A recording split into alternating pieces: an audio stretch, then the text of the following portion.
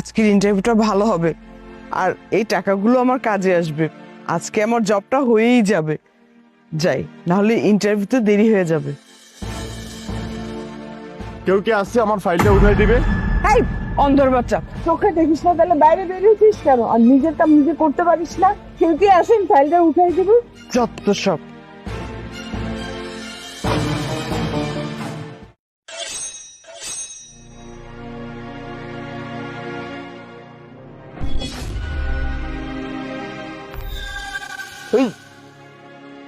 এতগুলো টাকা কাছ থেকে পড়ে গেছে অথচ খেয়াল নেই, আশেপাশে কেউ দেখতেছে না তো। টাকাগুলো আমার, আমি যাচ্ছি ইন্টারভিউ দিতে, টাকা আমি পাই নাই। কেউ কি আসছে আমার ফাইলটা উঠাই দিব? একটা অবস্থা, রাস্তাঘাটে কানা পোড়া ল্যাংড়া সব আমার সামনে, ইন্টারভিউ লেট হচ্ছে। এনে ধর।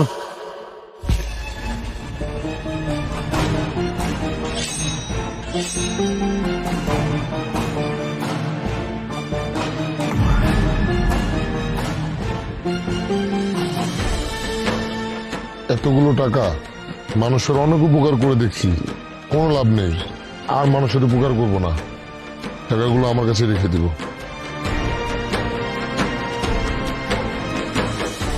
কিন্তু টাকাগুলো আমার কাছে রাখা তো ঠিক হবে না, টাকাগুলো তো আমার না।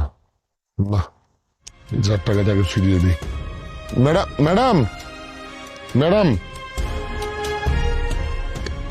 এটা মনে হচ্ছে আপনার টাকা, ওইখানে পড়ে গিয়েছিল, দেখেন তো।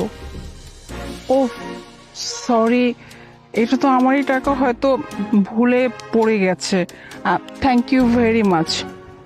বাই দ্য ওয়ে, আপনার হাতে ফাইল, আপনি কোথায় যাচ্ছেন? ম্যাডাম, এই যে এখানেই জিডি গ্রুপে আমি একটা ইন্টারভিউর জন্য যাচ্ছি। ও আচ্ছা, ইন্টারভিউ। ওকে, দেখবেন আপনার চাকরিটা হয়ে যাবে, শিওর।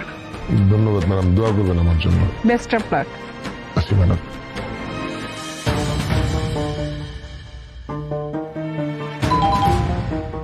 কেউ কি আসছে আমার ফাইলটা একটু উঠাই দেবো? ভাই দাঁড়ান, আমি আপনার ফাইল উঠিয়ে দিচ্ছি।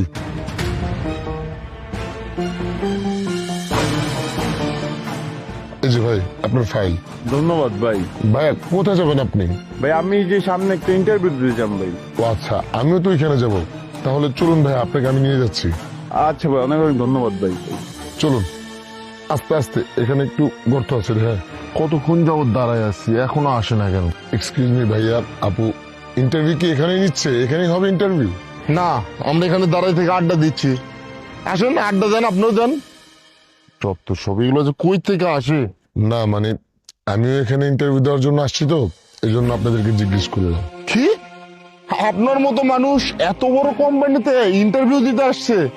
হাস্যকর, মানে এই সমস্ত মানুষজনকেও এখানে ইন্টারভিউ দিতে দিবে? মানে বুঝলাম না, আমি জাস্ট আপনাদেরকে জিজ্ঞেস করলাম, কিন্তু আপনারা এইভাবে কথা বলতেছেন কেন? কি সমস্যা আমি এখানে ইন্টারভিউ দিতে আসলে? দাঁড়ান তাহলে। I am really sorry guys, অনেকটা লেট করে ফেললাম। আপনারা তো ইন্টারভিউ দিতে আসছেন, রাইট? জি ম্যাডাম। ওকে, সো আপনাদের ফাইলগুলো দিন। জি ম্যাডাম, এই তো।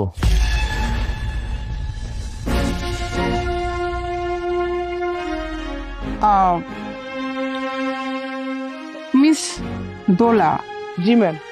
আপনার কোয়ালিফিকেশন তো দেখছি বেশ ভালো, ওয়েল এক্সপেরিয়েন্সড, গুড।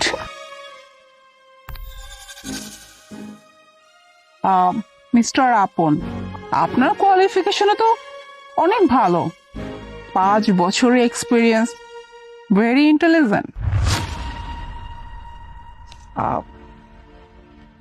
মিস্টার শাহাদাত, কোয়ালিফিকেশন আছে মোটামুটি, 0 এক্সপিরিয়েন্স। আপনি কি ফ্রেশার, মানে এর আগে অন্য কোথাও জব করেননি? জি না ম্যাডাম, এটা আমার first time. By the way guys, আপনারা যে ইন্টারভিউ দিতে আসছেন, ইন্টারভিউ অলরেডি হয়ে গেছে। জি ম্যাডাম, মানে বুঝলাম না আপনার কথা। ম্যাডাম, আমরা তো ইন্টারভিউ দিলাম না, শুধু ফাইলটা জমা দিলাম, আর অফিসের ভিতরে তো যেতে পারলাম না। ইন্টারভিউ কিভাবে হয়ে গেল? আপনাদের ইন্টারভিউ অনেক আগেই হয়ে গেছে। আপনাদের কি মনে আছে ইন্টারভিউ দিতে আসার সময় আপনারা কিছু টাকা পেয়েছিলেন? এমনকি একজন ব্লাইন্ড মানুষ আপনাদের প্রত্যেকের কাছে হেল্প চাইছিল, আপনারা কিন্তু কেউ হেল্প করেনি ওনাকে। আরেকটা কথা, ওই ব্লাইন্ড লোকটা আর কেউ না, আমারই একজন এমপ্লয়। আর ওই টাকাগুলো আমি ইচ্ছা করেই ফেলছিলাম। মানে ম্যাডাম আপনি ইচ্ছে করে টাকাগুলো ফেলছেন? ওই টাকাগুলো আমি ইচ্ছা করেই ফেলছিলাম, কারণ আমি আমার ইন্টারভিউটা একটু অন্যভাবে নিতে চাচ্ছিলাম। যাই হোক, এত কথা না বলে প্লিজ তাড়াতাড়ি টাকাগুলো বের করুন, বের করুন।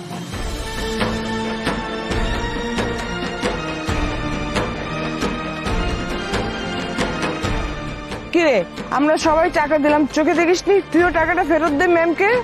আপনারা কি মনে করেছেন না আপনাদের মতো প্রত্যেকে লোভী? প্রত্যেকে আপনাদের মতো অসৎ, মানে টাকা দেখলে লোভ সামলাতে পারে না।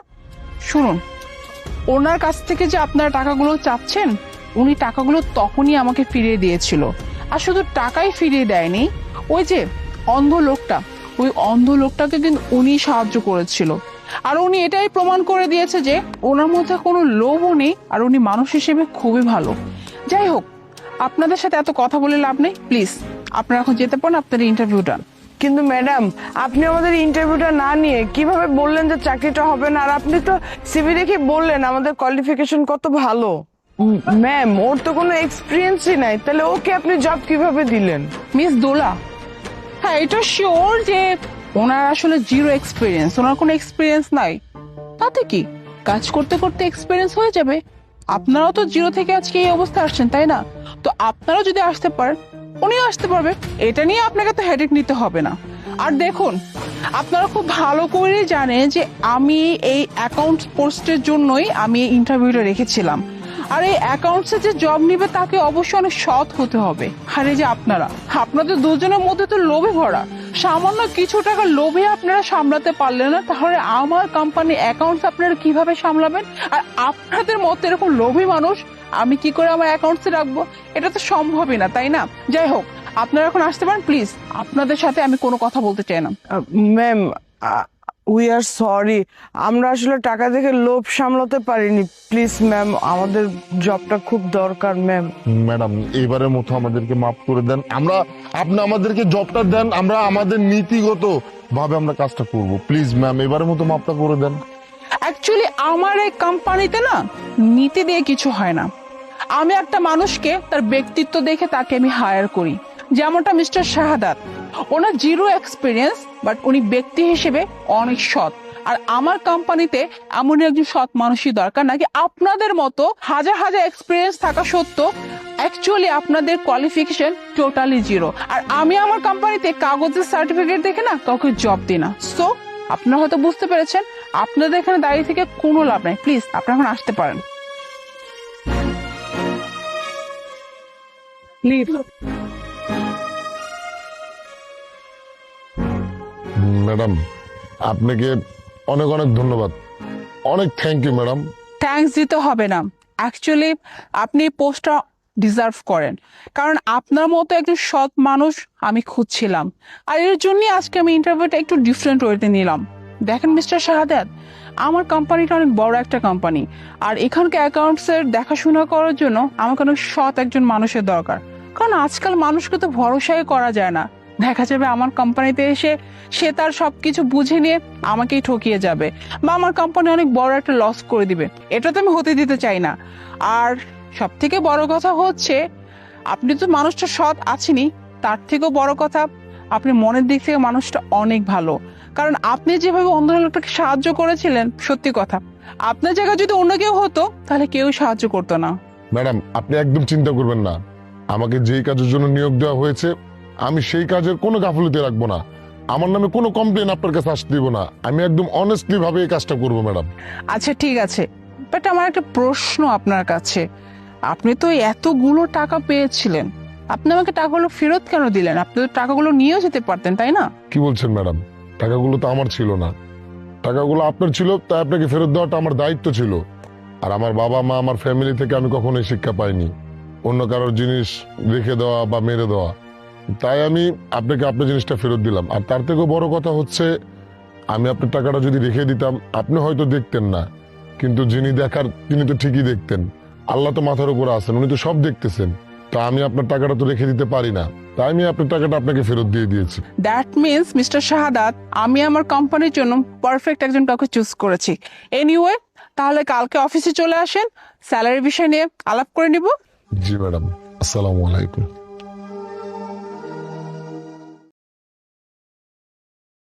তমা, এই দুজনের থেকে যেটা একজনকে তোমাকে চুজ করতে হবে বাবা হিসেবে। এখন তুমি চুজ করো কাকে তুমি বাবা হিসেবে দেখতে চাও। আমি তোমাকে পরিচয় করে দিচ্ছি ওদের সাথে। ও হচ্ছে শাহাদাত, আমি যে অফিসে জব করি ওই অফিসের বস। অনেক ভালো একজন মানুষ, আর আমাকে অনেক সাপোর্ট করে, আমার কাজের দিক থেকে আমাকে অনেক সাপোর্ট করে। বলতে পারো যে ও যদি না থাকতো তাহলে আমি হয়তো বা লাইফটা ঠিক মতো লিডই করতে পারতাম না। আর ও হচ্ছে আলিফ, আমার কলেজ ফ্রেন্ড, আমরা একসাথে কলেজে পড়তাম। ও অনেক ভালো একজন মানুষ, আর ও আমাকে সেই কলেজ লাইফ থেকে সবসময় অনেক সাপোর্ট করেছে। আমি কখনো যদি আপসেট হয়ে যেতাম বা আমি যদি কোনো ডিপ্রেশনে পড়ে যেতাম, ও আমাকে সেখান থেকে উদ্ধার করতো। এখন আমি না খুবই কনফিউজড মামুনি, জানো যে এই দুইজন থেকে আমি কাকে তোমার বাবা বানাবো। কারণ তুমি তো আমার কলেজের টুকরা, তাই না? তো তোমার জন্য আমার বাবা চুজ করতে হলে তো অবশ্যই আমাকে অনেক যাচাই বাছাই করতে হবে, তাই আমি তোমার কাছে নিয়ে আসছি। এখন তুমি যাকে বাবা হিসেবে চুজ করবে আমি ওদের থেকে তাকে বিয়ে করব। এখন তুমি বলো তুমি কাকে পছন্দ করবে। তোমা, হোয়াট ইজ দিস? হ্যাঁ, আমি কি তোমাকে এগুলো শিক্ষা দিচ্ছি? হ্যাঁ, বড়দের সাথে কিভাবে ব্যবহার করতে তুমি জানো না? হ্যাঁ, তুমি কিভাবে পারলে তোমার আঙ্কেলের মুখে বকটা ছুঁড়ে মারতে? হ্যাঁ, তোমার আঙ্কেল যদি ব্যথা পেতো তখন তখন কি হতো? মোনা, তুমি ওর সাথে কথা বলতেছো কেন? বাচ্চা মেয়ে হয়তো খেলার ছলে এটা আমাকে ছুঁড়ে মেরেছে, তুমি ওর সাথে রাগারাগি করো না। যত যাই বলো না কেন শাহাদাত, ও তো বাচ্চা মানুষ, তাই না? ওকে তো বুঝাতে হবে কোনটা রং কোনটা রাইট। আই, তুমি সরি বলো, এক্ষুনি সরি বলো। Sorry uncle. ইটস ওকে মামুনি, নাও মন খারাপ করো না।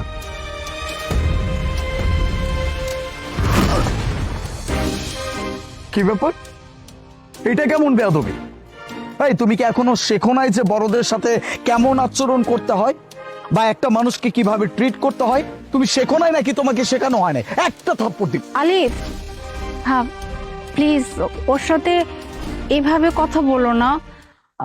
ও বাচ্চা মানুষ, হয়তো বুঝতে পারে নাই, তাই তোমার মুখের উপরে বক্সটা ছুঁড়ে মেরেছে। ওর তরফ থেকে আমি তোমাকে সরি বলতেছি, প্লিজ ওকে ওকে তুমি বকো না। আমি দেখছি ওর সাথে কথা বলে, আসলে ও তো এরকমটা কখনো করে না।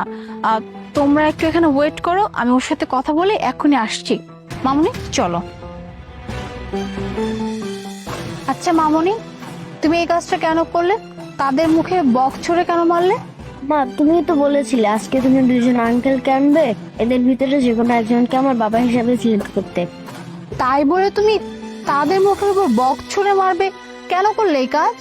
মা, আমি ওনাদের গায়ে বক্স ছুঁড়ে মেরে আমি ওনাদেরকে পরীক্ষা করেছি। কি, তুমি ওনাদের গায়ে বক্স ছুঁড়ে মেরে পরীক্ষা করেছো? আমি না কিছু বুঝতে পারতেছি না, আমাকে একটু বুঝিয়ে বলো তো। মা, আমি ওনাদের গায়ে বক্স ছুঁড়ে মেরে আমি আমার বাবাকে সিলেক্ট করেছি। ও আচ্ছা, তার মানে তুমি বক্স ছুঁড়ে এটাই পরীক্ষা করেছো যে কে তোমার সাথে ভালো ব্যবহার করে। তার মানে তো শাহাদাত তোমার সাথে ভালো ব্যবহার করেছে, তাহলে তোমার বাবা হচ্ছে শাহাদাত, তাই তো? আচ্ছা ঠিক আছে চলো। না না মা, শাহাদাত আঙ্কেল না মা, আরিফ আঙ্কেল আমার বাবা হিসেবে সিলেক্ট হয়েছে। কি, আলিফ? আলিফ কি করে? আলিফ তো তোমাকে বকা দিল, তাই না? তাহলে তুমি ওকে কিভাবে বাবা হিসেবে চুজ করেছো?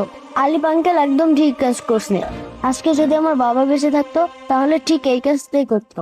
আমার বাবা তো চাইতো না যে আমি কোনো খারাপ কাজ করি বা আমি কারোর সাথে খারাপ ব্যবহার করি। আচ্ছা মামুনি চলো। আমি আমার মেয়ের জন্য বাবা অলরেডি চুজ করে ফেলেছি, আর ওর বাবা হবে আলিফ। মোনা, তুমি কি বলতেছো? তোমার মাথা ঠিক আছে? তুমি ওকে চয়েস করে কিভাবে? ও আরো তোমার মেয়ের সাথে বাজে ব্যবহার করলো, তোমার মেয়েকে থাপ্পড় পর্যন্ত দিতে চাইলো, আর তুমি কিনা তারপরও এই ছেলেটাকে চয়েস করতেছো? মানে এই জিনিসটা না একদম মানা গেল না। আঙ্কেল, আমি আপনাকে এই জন্য রিজেক্ট করেছি কারণ আপনি আমাকে বকা দেন নাই। আর আলিফ আঙ্কেল যেটা করেছে একদম ঠিক কাজ করছে। এই মেয়ে, একদম চুপ থাকো। ছোট্ট একটা মেয়ে পাকনা পাকনা কথা বলে, তোমাকে আসলে তখন থাপ্পড় মারাই উচিত ছিল। আমি তোমাকে কিছু বলিনি, এটা আমার ভুল হয়েছে।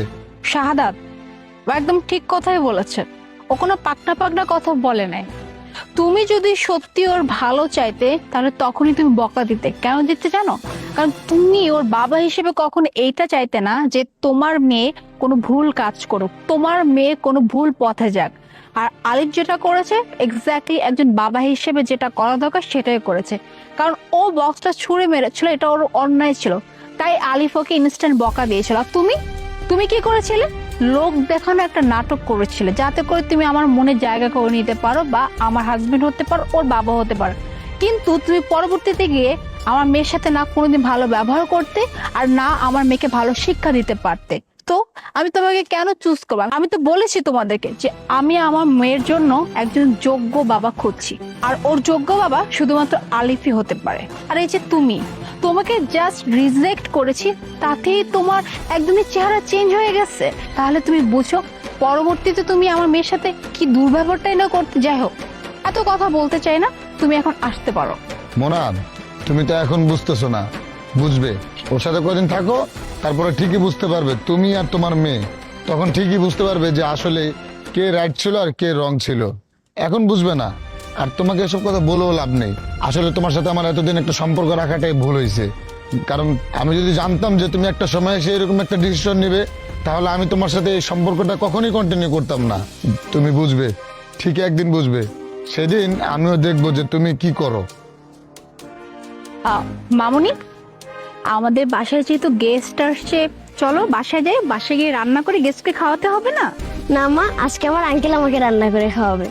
আঙ্কেল?